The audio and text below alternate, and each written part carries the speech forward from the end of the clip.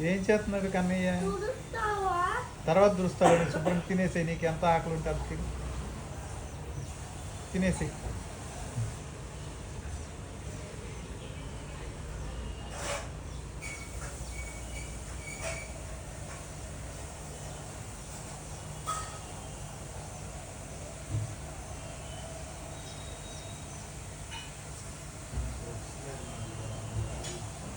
ఇంకేముంది, గిన్నెలో ఏం చేసుకున్నాడు?